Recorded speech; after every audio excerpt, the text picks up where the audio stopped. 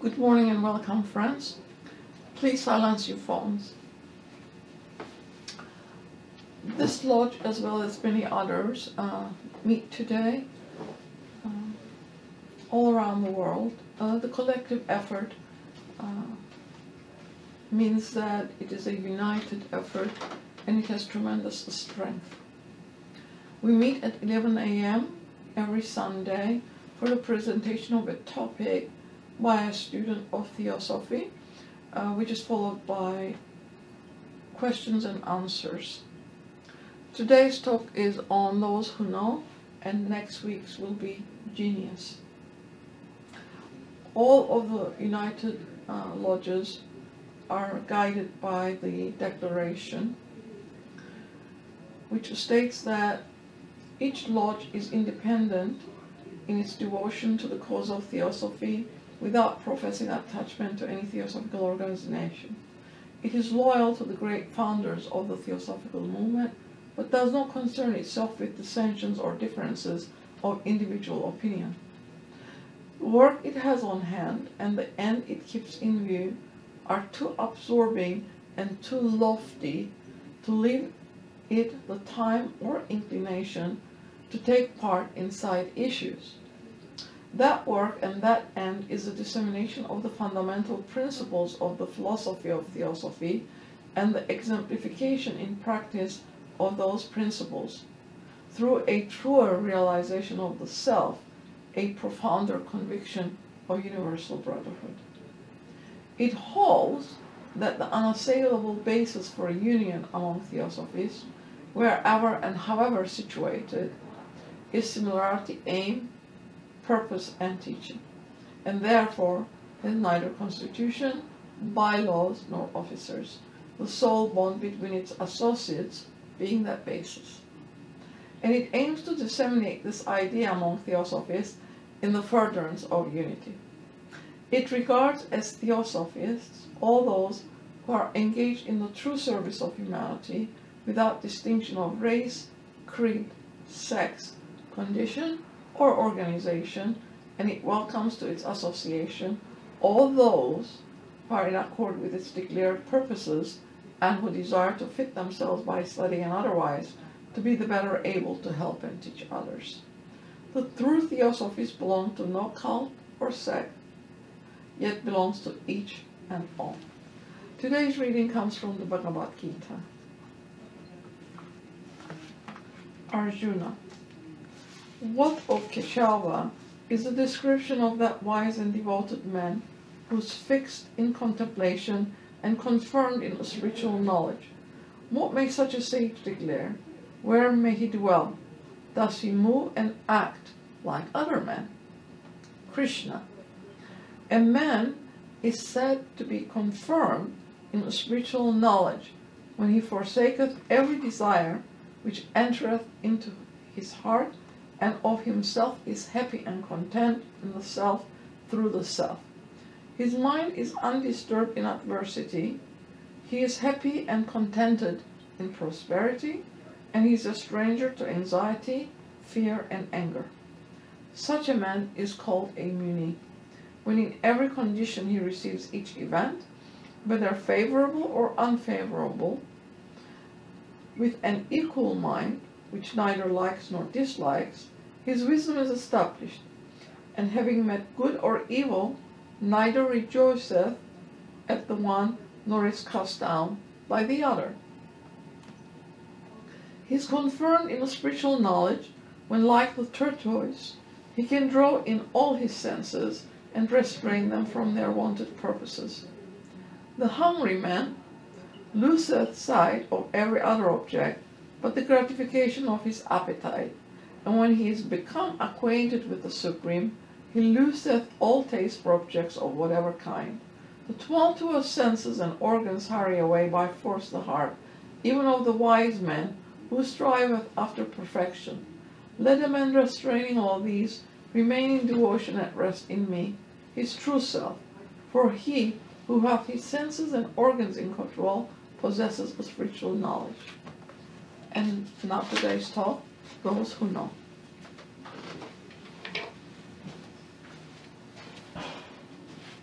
Thank you, friends.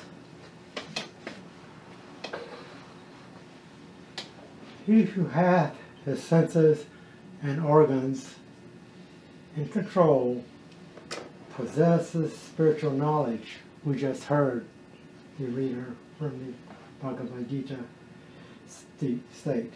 Those who know the masters, the sages of the ages, must possess spiritual knowledge and be masters of that. In a master's letter, we find these words.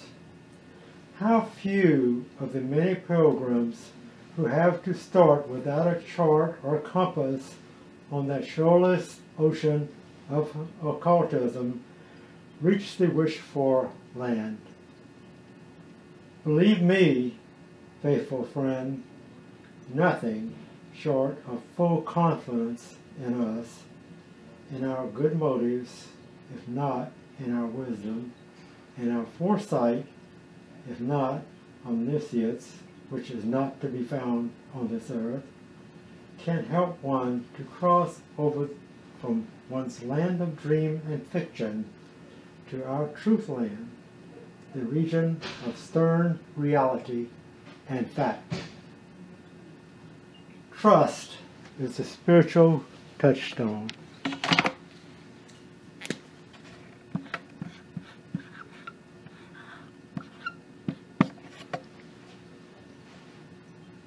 Lack of it in the line which we hold in our lives spells dust and ashes to all apparently high endeavors. Confidence is the first requisite to success.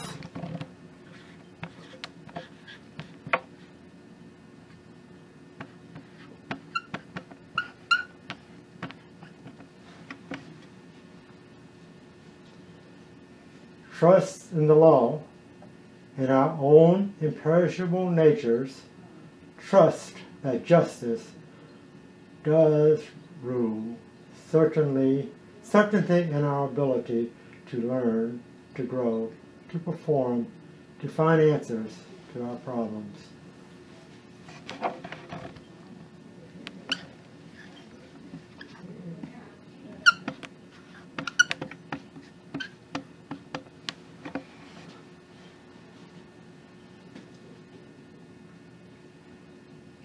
These are the qualities for the lack of which students suffer and fall away.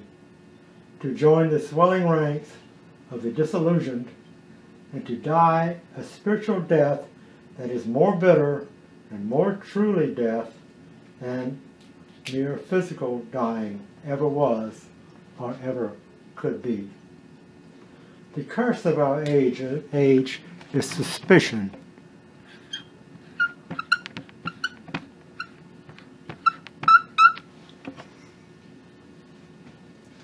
Because we do not trust ourselves, we are afraid to trust anybody. Since the note of the times is the discord of materialism, our ideal of superior living is to possess vast stores of material wealth. To have plenty of money is to be successful in life. Theosophists feel the same way about it as anybody else, solving their concession with the excuse that with more money they could do so much for Theosophy. For the experience of human nature discloses the saddening fact that the more of the world's goods one has, the more precious the possessions become. And the less able does the possessor seem to be voluntarily able to part with it. Men are suspicious of one another, knowing full well in their own hearts what they would do to their neighbor's wealth if the opportunity presented itself.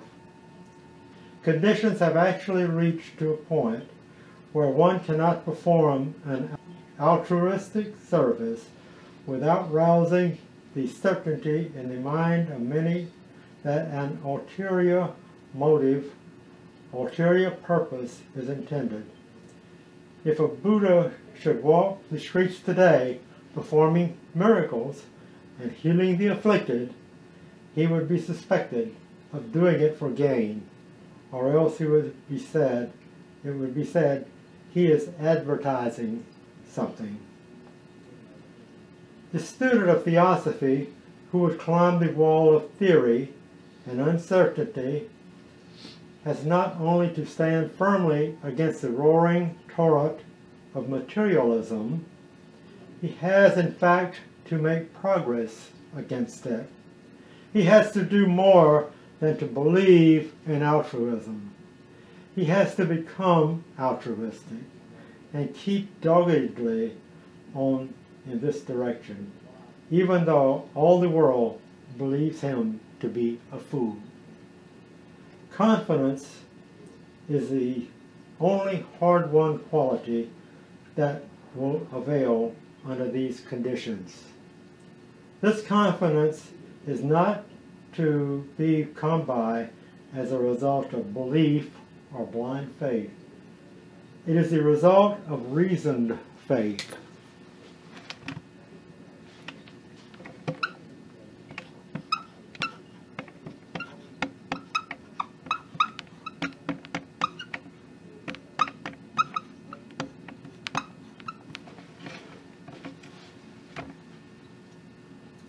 Reasoned faith, developed by study and understanding of philosophy and a rigid adherence to ethical teachings as a mode of life. The theosophical dilettante will never gain it. The student who has taken up theosophy as a study or to make himself or herself better in their profession, stronger intellectually, or for any of the thousands of side issues that the human mind attaches itself to, will never arrive at a position of trust, much less at conscious assurance. His knowledge will be just so much information and belief to the end of his days, and no more. His confidence in himself will fail him when power is needed, and pretense shall go for nothing. Conviction of the truth is primary.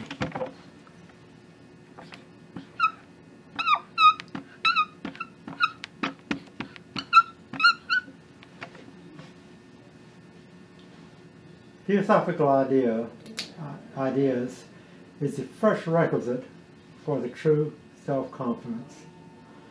This may be had first by intellectual study and its fruits of a logical and reasoned comprehension of philosophical rationale, and then a testing out of the basis provided by observation and experience, and especially a watchfulness and cold, honest analysis of the psychological processes of the student himself. The time will soon come when the student shall find he has checked up the truth of the theosophical teaching, so far as he is able to confirm it at all, in these ways, by its intellectual and philosophical synthesis based on a foundation of self-evident truths.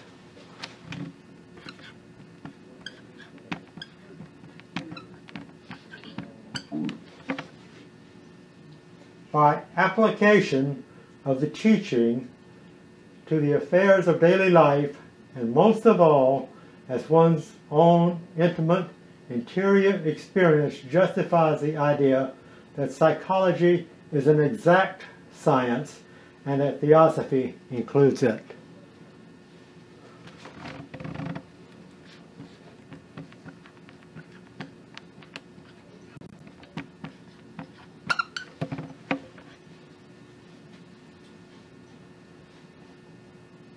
And thirdly, by realizing the fact that truth always explains and comes not in words, but with a complete compelling force, as if shot or projected into the mind from outside somewhere, although it really comes from inside.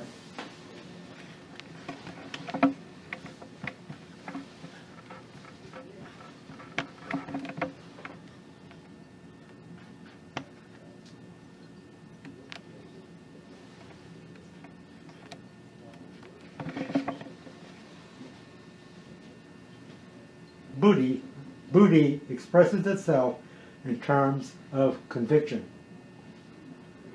Intellectual appreciation of the necessity of the existence of masters follows. Knowledge does not exist of itself, but it is a result of observation and experience.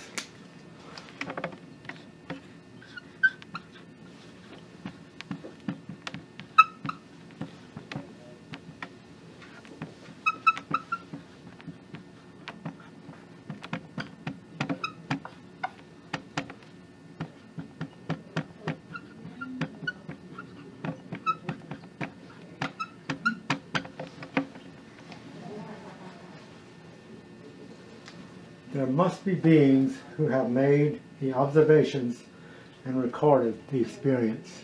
This is as far as the majority of the more intellectually acute students of Theosophy go in crossing over from one's land of dream and fiction to our truth land, the region of stern reality and fact, the masters are quoted as saying. Up until this time, the effort of nearly all has been towards the acquisition of knowledge for oneself, however much the student believes that his motive has been altruistic. This essential quality is one which drives one, in spite of himself, to pursue that path. The traveling of which brings full confidence in and gratitude for the masters.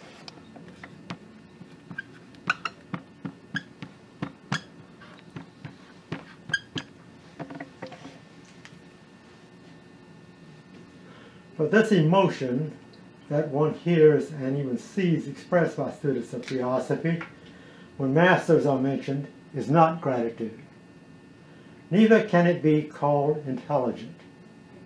The same thing exactly inundates the Christian prayer meeting, the revival, the spiritualistic seance, the patriotic assemblage. Wherever people congregate and are deeply stirred, how many times on theosophical platforms have masters been spoken of so feelingly that both speaker and audience have thrilled with emotion, but that was not gratitude. Gratitude is not any one of the many phases of psychic emotion which go under other names, nor does it show itself in words, for the most part, nor in expressions of so-called love. Gratitude is a recognition that at a sacrifice and without personal motives, something has been done for us. A recognition so compelling that we can never rest until we in turn, on a similar basis, have passed on the divine service to others. Gratitude is Buddhi in action, a universal quality, and thus spiritual. It expresses itself in altruistic service.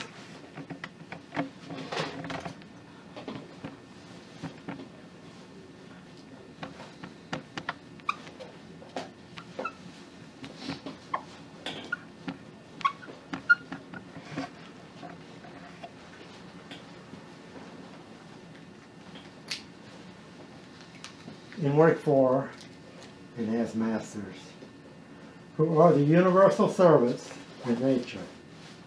Gratitude transmuted into effective action is calm, controlled, and quiet, and powerful as cosmic electricity.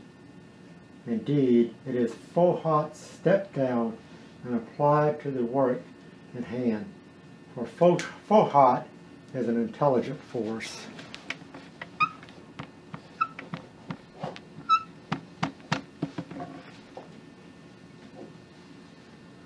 To the Western man or woman of the day, the mental process expresses itself something like this. Somebody had to make the true writings available and keep them in print. Somebody had to fit up the lodge room meetings, advertise the work, keep it going. Do the studying, speaking, helping, sick or well, in season and out of season. Somebody had to find the money needed, and eventually, evidently, has to keep everlastingly at it. By their sacrifice, I found and have been helped to understand the philosophy. I feel compelled to do my part, which means all that I possibly can do in any and every department of my lodge's activities. And that which I presently am unable to do, I will set myself to learning with all my heart and energy. This, if carried out, is an exhibition of gratitude. This is gratitude. To them is devotion. For like true gratitude, devotion is not an emotional affair at all. Nor does such a student seek to develop special modes of service which are exclusively his own, and thus contract an aggregated case of the itch for a following. He works in the channels provided, right there in the ranks with his fellows. He works for others, with others. Confidence in himself arises in the student who has felt gratitude and transmuted the feeling into action. Confidence in others inevitably follows, for he has constituted himself a worker in the ranks of others who feel and work as he feels and works. The principles of his nature have impelled him to engage in this glorious, unsought fight, in which only fortune's favored soldiers may engage. So he is happy because he is natural in the highest and deepest sense. As he proceeds, confidence begets confidence in himself, in his fellows, in humanity, and all nature. In his thoughts, masters are beginning to emerge as facts and not merely ideals. They are inside first and then outside, and then everywhere, on all sides, in every phase of his changing days and years. Full confidence in them is a matter of growth, a growing realization confirmed bit by bit through experience in inner, intimate, and subtle ways. Ways that would present no proof whatever to another, but the feeling that accompanies these veiled inner events does. It is unmistakable. It is clear, unsullied, and indescribably convincing. The student is actually crossing over from his land of dream and fiction to their truth land. At the same time, he is gaining full confidence in them. The possessors are one, not two, not separate. The processes are one, not two, not separate. They are merely aspects of the same old eternal process mentioned in the ancient writings and called in the present teachings building antaskarana, as the student has to become that path himself. For how could he cross over if there were no bridge or path? How could he build it save with his own materials, since the path is within? How could he find and transmute the materials, save for the fact that as an evolving human being, he is in touch through his own instruments with every department of nature? Thus does an understanding of the scientific teachings of the philosophy merge with the ethical and psychological. The veiled mysticism of the ancients proves true in the actual student life of the observant and reverent person of today. Full confidence, then, is a growth through service. No expectation and free from hope. The region of stern reality and fact must necessarily be truth land, because only the truth is unchanging, and only the unchanging is real. To reach it is not to go to any place. No changes in locus, nor to appear any different, nor to follow practices, nor to attract the attention of our fellow men. Certainly not to proclaim ourselves directly nor indirectly. The student life and the personal life are not separate. So what is it that the sage knows?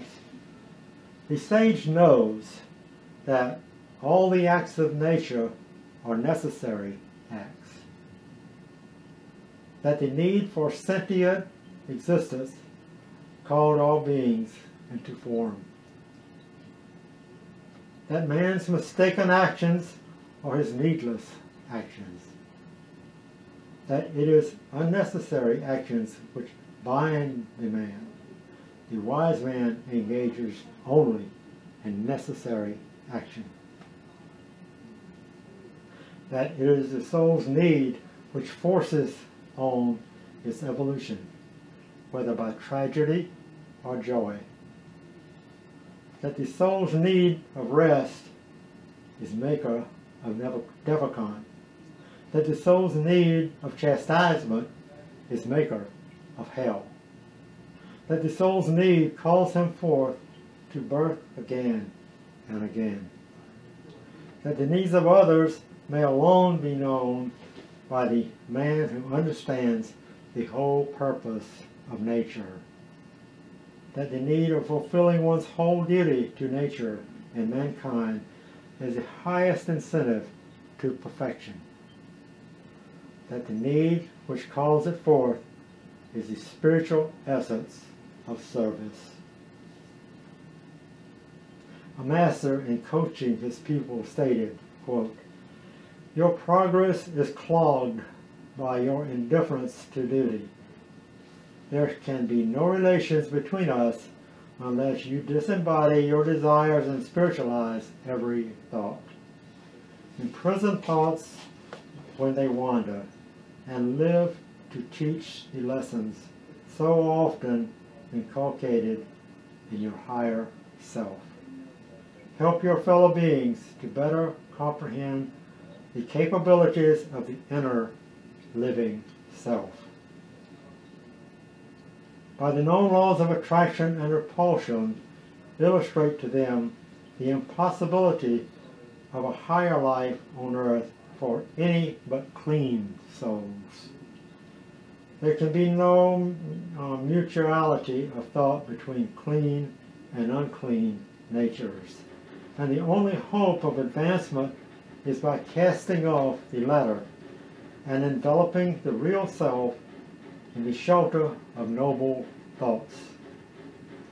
Teach that it is matter that is illusionary, earthly vanities that bind the eyes of the world. Try to speak of these secret things to the lowly and the burdened, who are often endowed with a wisdom not to be found among the other and opposite classes. Tell them that the spirit does have a real existence here in matter, does exercise absolute philanthropy, divine goodness, supreme self-sacrifice, does know the power it possesses. Return to your duty refreshed. Let the sunlight now breaking over the hills and the mountains of the Fohat radiate through your transparent spirit. Drink of the dew of the morning and feed upon the honey of wisdom that flows in upon your hungry soul. Thus will you be strengthened to meet the conflict in the plane of action wherein you are constrained by your weakness to work. Thus will you escape from it and find in the mountain the repose and intuition for which you are yearning. A brother whose form had lain in repose in the grass now approached him, looking intensely at the disciple, entrenched with the delight and gratitude, said in stronger tones than the beloved master, "In the land where your body lies, secure from an intrusion that would result in your absolute separation from it, the great conflict is about to be fought. All the primary preparations have been made. A people freed from many chains, fast sinking into a materialism only recognized absolutely when some momentary impulse to generosity moves them, is to rise or fall with this closing cycle. To such a babe as you is revealed a fact not perceived by the best minds among us.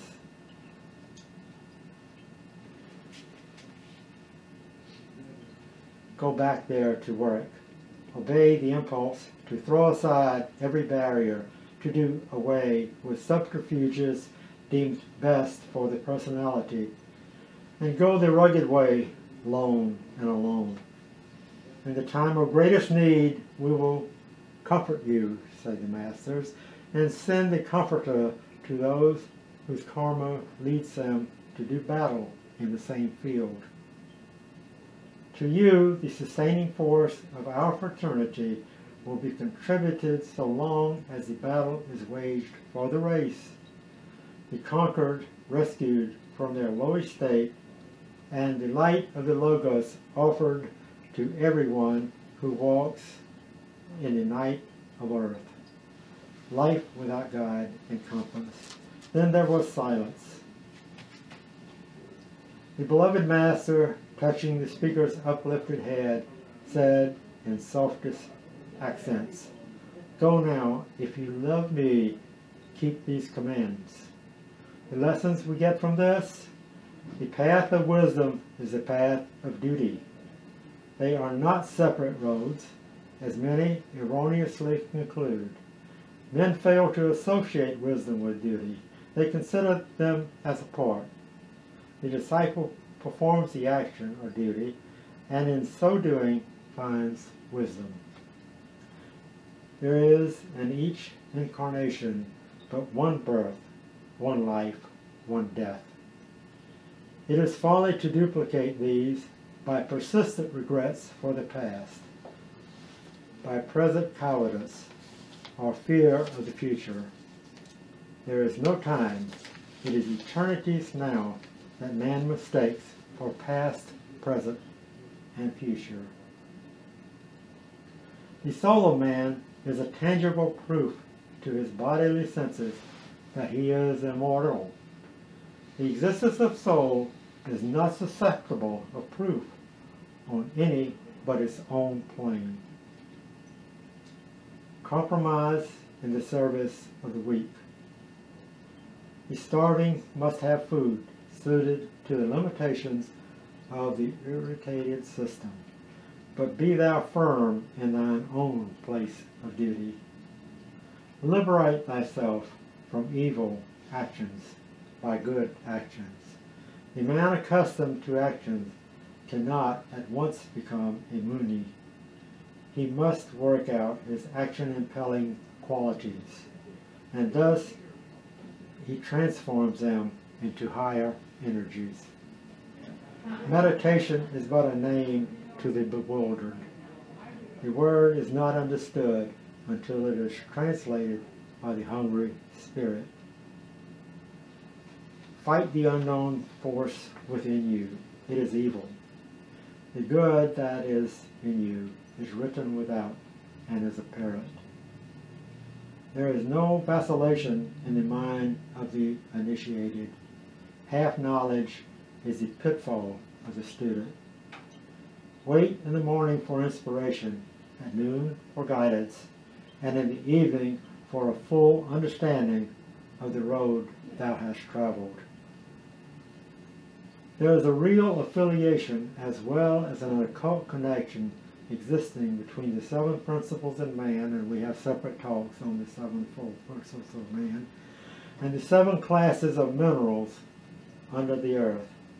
There are truths connected with the properties of the latter, which man may find out by learning the constitution of his own sevenfold nature. The law of embodied principles is to follow magnets. Is this not also true of the higher nature?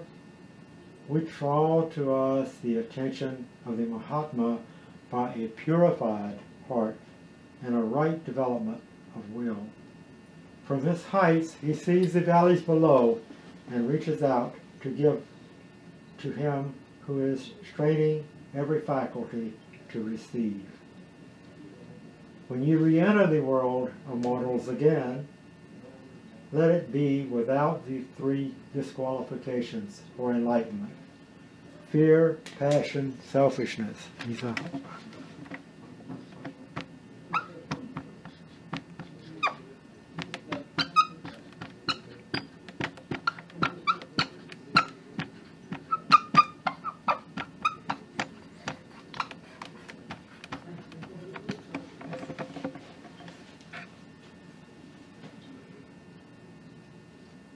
The sea of rebirths is half crossed already by the man who has overcome these three drawbacks.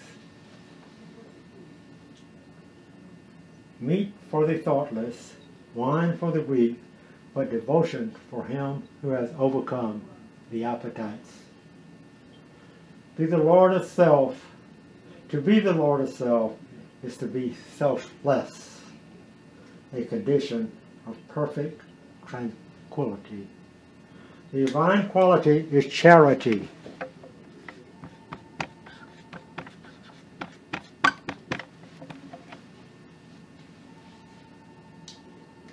The Master's lesson is, temptations are in the way of those who would demand much without deserving even a little. So soon as the student comes in contact with the occult, he encounters on the threshold the demons who loiter by. The demons of worldliness, inconstancy, superstition, and faint-heartedness. Until the Master chooses you to come to him, be with humanity and unselfishly work for its progress and advancement. This alone can bring true satisfaction.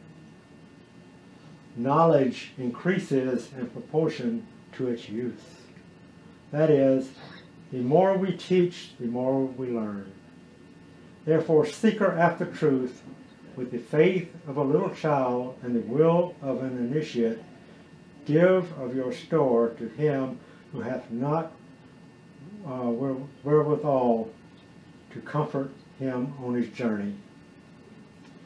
Will and purity, these are the qualities which open the arcane to the presence of an adept.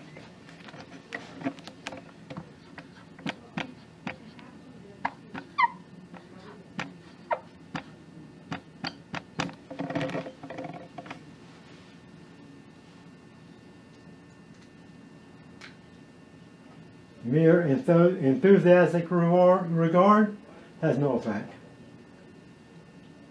Feeble souls content themselves with wishes.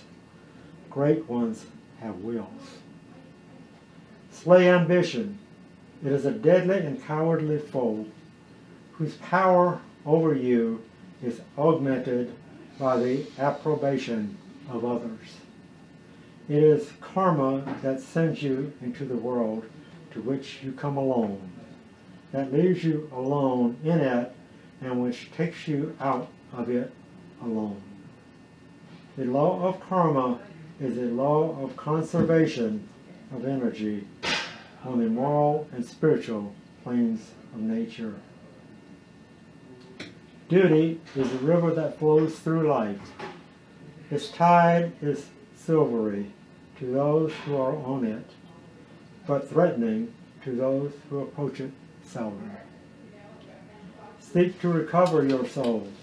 It is the hidden treasure lost in the caverns of sense. Its recovery is redemption from many rebirths. The vain and the arrogant demand our pity. The weak and erring our forbearance. The indifference our sympathy. And the wise alone our admiration. Earnestly regard the plane upon which you seek truth.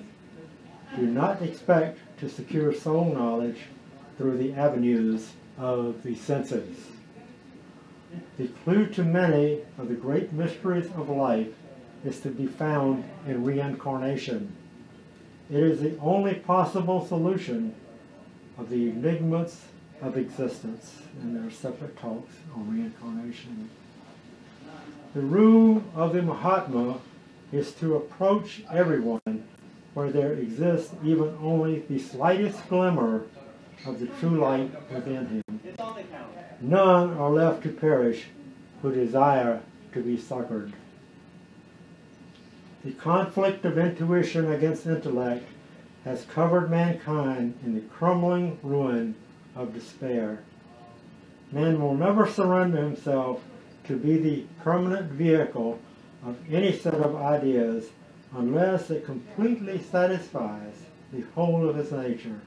The union of intellect and intuition only will end the conflict. Take what you can of the teachings, and in developing devotion, keep before you your example, the teacher, the masters of wisdom. Thank you for listening, and I'll open the floor now for comments and questions.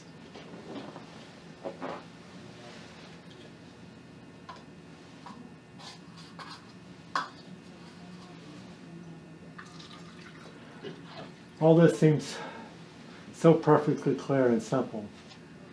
The challenge is, in addition to the importance of learning it, is going out and embodying it and living it, because we really don't know it until we live it. So that's got to go through every fiber of our being. Question? Comment? Well, the list you put on the board does not look very easy to as a student to achieve. In order to put ourselves on the path, which is an internal path, according to the statements made today, is to actually not to forget the three components. One is that there has to be those who know, because knowledge does not come of itself. It's through observation and experience. So if that is how they obtained it, then we obviously have to go through the same process. And that includes study.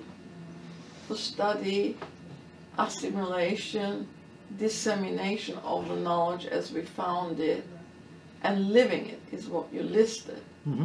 And the second part of that is that someone had to bring it into the world. And gratitude to the one has to be there also, because you are constantly referring to the teacher in ordinary sense, but these teachers are also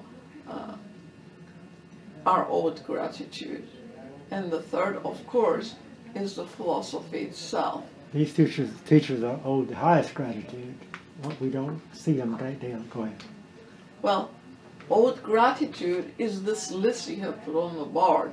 It's not a feeling. It's understanding the true meaning of sacrifice, which is made on our behalf as a whole humanity, and that they do it without any expectation in return, and that we must follow the same path if we are to obtain wisdom. So that path does not seem very easy to the student. It's especially difficult, in this age. It's called the age of Kali Yuga, where everything around us seems to be counter to the correct way. It takes a lot of endurance, and we can hardly do this in one lifetime. That's why understanding reincarnation is so important. And its twin doctrine, karma, which is something that we need. Nature gives that to us. We earn that karma, good or bad or indifferent, to teach us the correct way. But we have to be very observant to that, and interpret it correctly, follow it right. Well, just to make a comment, that those sincere students that find themselves on this path in this lifetime, according to the teachers, have been on this path before, even if they don't remember anything about it. And one of the articles suggested that we should all think about Alexandria, and when Ammonius Saccas was on the scene, that the 1500 year cycle is where we would put ourselves. So it's very interesting to see that all of the students who study this philosophy seem to reincarnate together in bunches. Mm-hmm. Even though in this age we're scattered all over the world, because there aren't that many of us, still it is a very powerful brotherhood in a sense, in the way that we approach it. Our effort is combined with all the others' efforts in the same direction, and it can make a tremendous difference in moving humanity forward. It is sorely needed, especially in the West, where we have become very materialistic and immersed in sense-oriented desires and achievements. Exactly. Mm-hmm. And this kept thinking about the two in the picture behind me as examples of those who have known each other in prior lives. It's come out in the teachings that they had worked together before this life, and appreciation of those who bring us the message from the masters, like they did, they embodied, and they brought exactly what the masters had taught them to do, showed them to do, and carried that forward. HPB, in laying it out, Mr. Judge, making that more understandable to the Western mind. But the 19th century effort was followed by R.C., who put it back on its original lines, without whom the 20th century students would not have it. We would not have any original teachings if it were not for Mr. Crosby retaining it. So even if it is just one, it seems like it makes a tremendous difference to full of the conviction in your heart that what you're following is the truth. Exactly.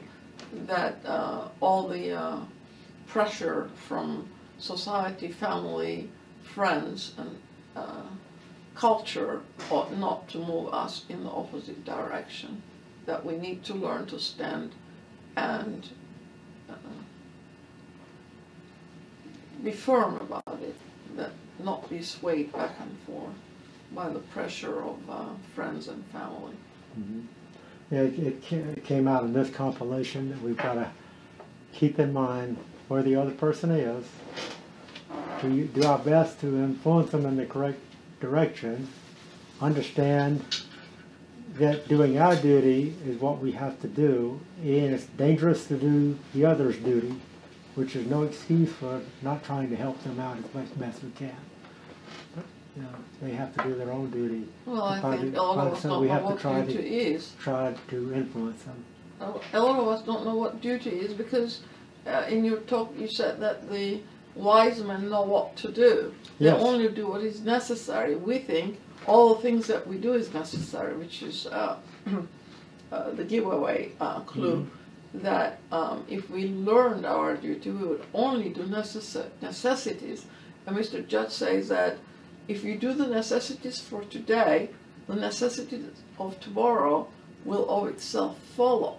That we don't have any concerns, anxiety, suspicion about anything, that our own duty should absorb us into it, that we don't have time for all these other negative qualities that sometimes people exhibit. We don't have a second to waste, no. Exactly. We've got many lifetimes to get there, but not a second of that lifetime can we waste. Just learning the philosophy itself takes a lot of effort. Right. Because Secret Doctrine is not such a book that it's going to release its knowledge to you just reading it superficially one time. The ones that actually get at the meaning underneath the words are the ones that stay with it for the lifetime and perhaps many lifetimes, because the wisdom religion is always around in one form or another. It's just that this effort was produced by written books because they didn't want to leave us to charlatans or all kinds claiming that they were messengers and agents of the Master's Lodge. So everything is written, it is stated, and that each human soul is its own authority in the 21st century. So when people come forth saying that they're messengers, their authority, we don't have to go along with it. We have to convince ourselves internally that we are capable of making those decisions for ourselves. Other people ought not to put themselves in that position and tell us what to do. ISIS unveiled in the Secret Doctrine two that HPB published in the late 1800s are as applicable now as they were then. But we're not asked to believe any of it. But they do provide us benchmarks. We can take a look at it. Now, how does that fit with me internally? That's the way you learn the message, by studying it and then going out and applying it. Like a reporter once told a student I work with, you learn the story by telling the story. So you learn this philosophy by studying it, and not only by studying it, just as importantly, if not more importantly, go out and apply it and see how it fits with your own nature. Not just apply it, you have to give it. Oh, give it. You have to apply it as a others giver. to, yeah. So that they can make that judgment for themselves. Sorry, you had your hand up quite a long time back there. In your talk, you mentioned will. What was the quote? I'd have to go back and look at it, but will and purity, I think it's towards the end. Will and purity? Yeah, it's at the end. Okay. It's towards the end. Let's see what we can find.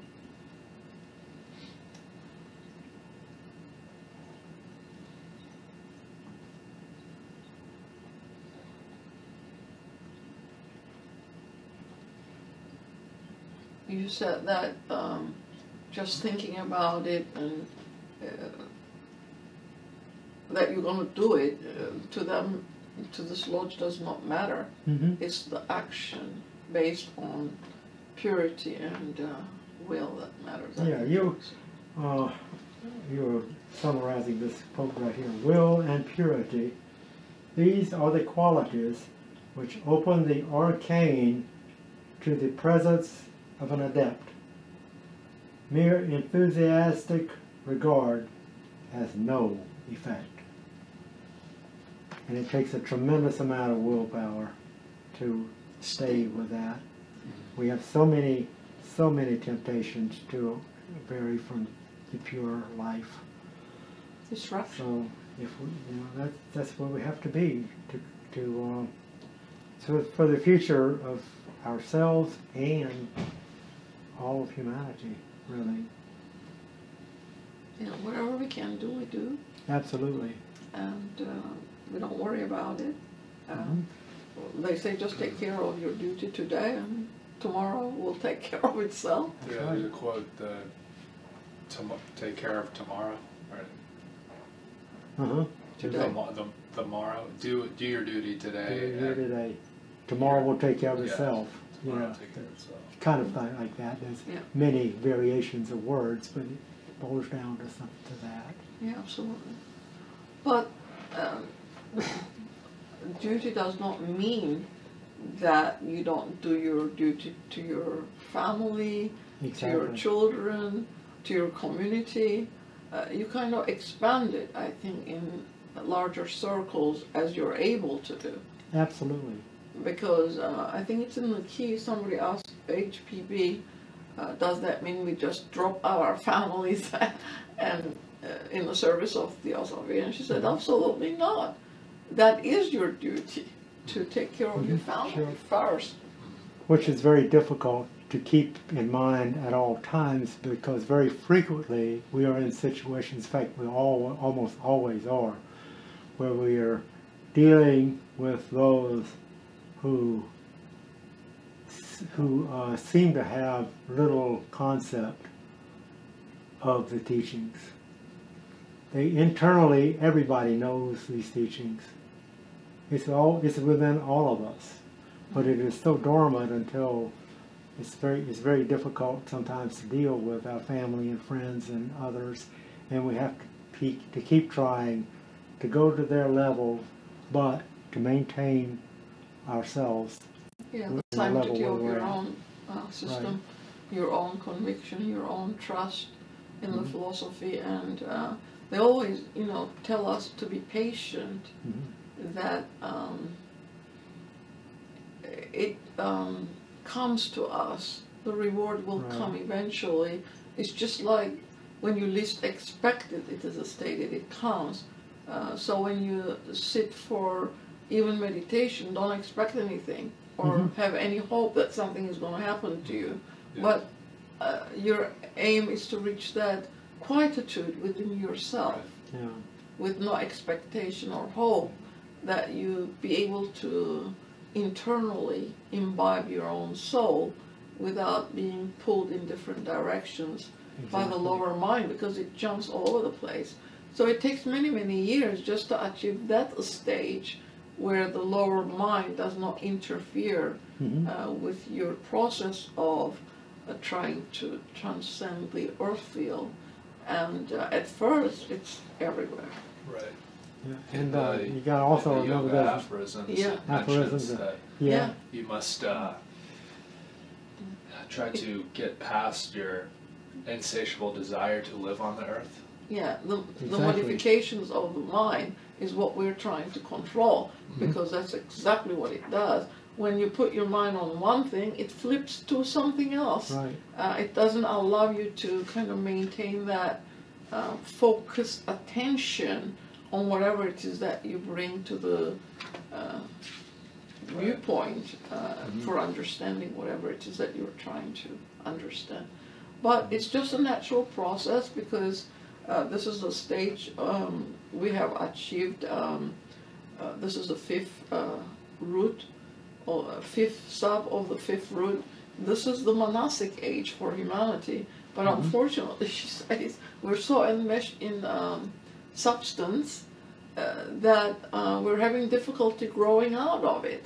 Exactly. And this is why the philosophy was brought out at that time, because she said, first, dogma, and those who were being awakened to the reality of the dogma and not accepting it anymore were then moving to the other end of that spectrum, which is skepticism. And she said, unless we replace that not believing in the dogma, whatever the dogma is that you don't believe in, with soul feeding knowledge that moves you in the right direction, she says we're not going to go anywhere. Humanity's not going to go anywhere. The skepticism is just as bad as dogma. One goes with the other because of that materialistic age we are in. But she says we don't have to get stuck in it. We can go through it, learn our lessons, and reach the other shore, which is our cultivation of the higher mind in conjunction with Buddhi, which is our destiny. But if we retain this attitude of all and everything is fine with just superficial desires of substance, which is more money, position, power, all these things are substance related. All that passes. Another saying is, man cannot live on bread alone. Must feed the soul. Exactly. Yeah. Exactly. It just says the bread that feeds the soul is sometimes more important than the one that feeds your mouth. Yeah. So, yeah, it's a very difficult time, and she says it's all uphill work for these students who are staying with this philosophy, because it is not accepted generally, even though a lot of people are asking about it.